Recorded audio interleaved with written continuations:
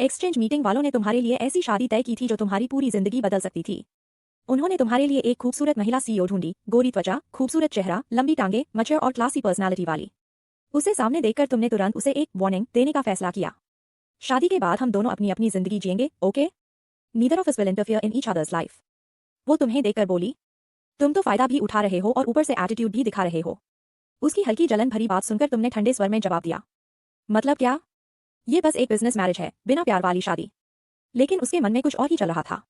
असल में उसने कभी इमेजिन भी नहीं किया था कि उसे अपने से छोटे लड़के यानी एक यंगर बॉयफ्रेंड बटा brother brother love, sister brother love जैसा रिश्ता पसंद आने लगेगा। अगर ये रिश्ता सिर्फ बिजनेस डील होता तो वो सच में अपने दोस्तों की उन जलन भरी बातों को सुनकर भी इतना शांत नहीं रहता। उसने हल्की सी हंसी छोड़ी, आंखों में साफ तिरस्कार था। तुम लोगों को कुछ नहीं पता। क्या तुम सच में सोचते हो कि ये सिर्फ बिना किसी फीलिंग्स वाली शादी है? सब लोग एक साथ बोल पड़े, क्या ऐसा नहीं है? तब तुमने पूरे कॉन्फिडेंस के साथ कहा, अगर मैं उसके लिए सिर्फ एक नाम भर होता तो वो किसी और आदमी को क्यों नहीं चुनती?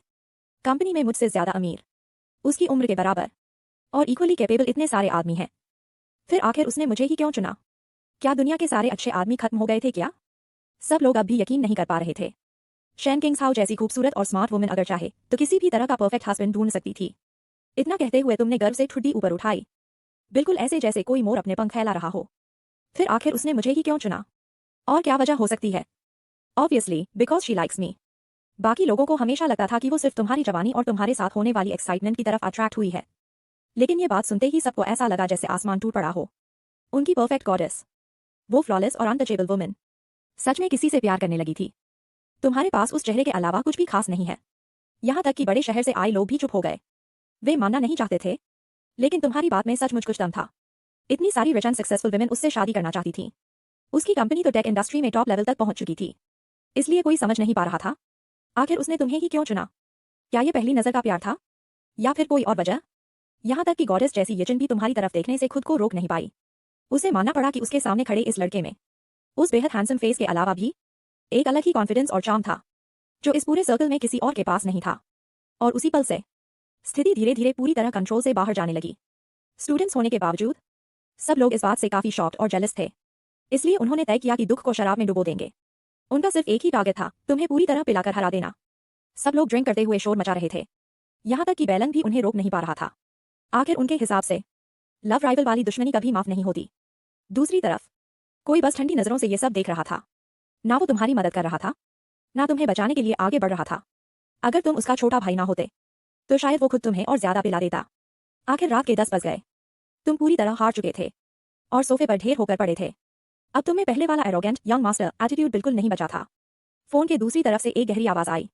इस हालत में वो बिल्कुल ठीक नहीं लग रहा। उसकी आवाज में साफ शरारत थी और वो बार बार माहौल को और भड़का रहा था। किंग क्यू दीदी, आकर इसे ले जाइए। सब जानते थे कि किंग क्यू को शराब पीना बिल्कुल पसंद नहीं था और आज तुमने तो हद से ज्यादा पी रखी थी। लेकिन उसने बिना कुछ कहे सीधे फोन काट दिया। फोन कटने के बाद वहां मौजूद लोग थोड़े नर्वस हो गए। क्या वो सच में आएगी? तभी किसी ने पूरे कॉन्फिडेंस के साथ कहा, दीदी जिस बात का वादा करती हैं उसे कभी नहीं तोड़ती। और सच में कुछ देर बाद शनकिंग क्यू वहां आ गई।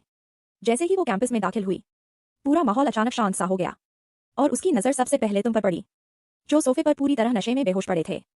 हाँ, और आसपास के ये तथाकथित अच्छे भाई या किंग, असल में किसी को भी तुम्हारी परवाह नहीं थी। शोरगुल भरी संगीत की आवाज अचानक बंद हो गई और सभी लोग स्तब्ध रह गए। मेल में लिखा था कि वह एक छात्र है, लेकिन ऐसा महसूस हुआ जैसे दिल पर गहरी चोट लगी हो। शेन शिंग दीदी उसकी ओर दौड़ी। वह पहले से भी ज्यादा खूबसूरत लग रही थी। जो पहले पहुंच से बाहर और बेहद आकर्षक मानी जाती थी, वही सबसे पहले बोल उठी। यहां तक कि पहली बार मिलने वाले व्हाइट वुल्फ ने भी कहा कि दिल की धड़कन तेज हो गई।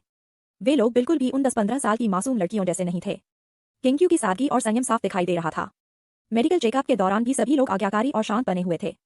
जैसे चंगन शहर में लोग एक दूसरे को अभिवादन करते हैं, वैसे ही देर शरद ऋतु की ठंडी हवा के बीच उसने हल्के से सिर हिलाया और सीधे तुम्हारे पास आकर खड़ी हो गई। उसकी तेज नजर भीड़ पर घूमी।